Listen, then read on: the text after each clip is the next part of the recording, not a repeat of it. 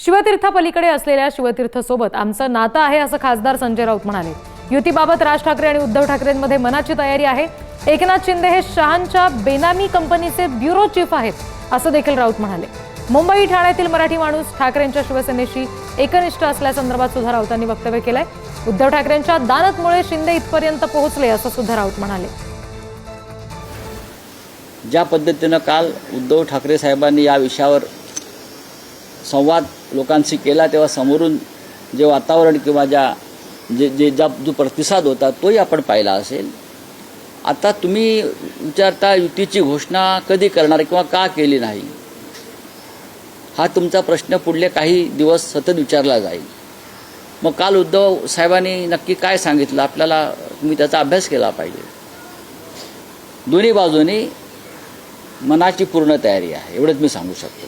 एकनाथ शिंदे म्हणजे बॅरिस्टर राम मनोहर लोहिया नाहीत किंवा बॅरिस्टर नाथपै नाहीत। एकनाथ शिंदे हे अमित शहांच्या बेनामी कंपनीचे इकडले ब्युरो चीफ आहेत। मूळ कंपनी जी आहे अमित शहांची, त्या बेनामी कंपनीचे एकनाथ शिंदे हे त्यांनी शिवसेना नावाने जी कंपनी काढली आहे ती बोगस आहे। उद्या जेव्हा सरकार जाईल या बेनामी कंपनीचं तेव्हा या सगळ्या चौकशा होते।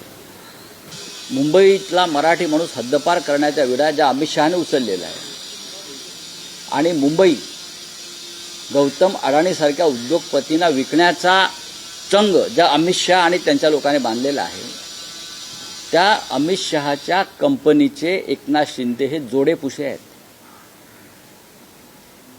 शब्द मी खूप काळजीपूर्वक वापरतो आहे, जोडेपुसे। अमित शहानी ज्या प्रकारचं राजकारण मुंबईत सुरू केलेलं आहे, मुंबई मराठी माणसापासून तोडण्याचं, त्याचा निषेध करण्याची हिंमत एकनाथ शिंदेमध्ये आहे का?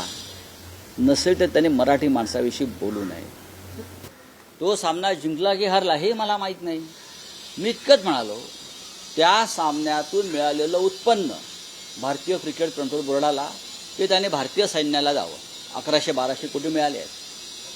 आणि जो प्रखर राष्ट्रवादी भारतीय संघ आहे ज्यांनी त्या नक्वीकडून काय घ्यायला नकार केला, चषक घ्यायला नकार दिला, इतकं जर राष्ट्रवाद असेल त्यांच्या मनात आणि पाकिस्तान द्वेष शत्रूविषयी असेल तर पाकिस्तान बरोबरच्या सर्व सामन्यातून त्यांना जी फी मिळालेली आहे मानधन, ते त्यांनी 26 जे लोक निरपराध मारले गेले त्यांच्या कुटुंबांना द्यावं।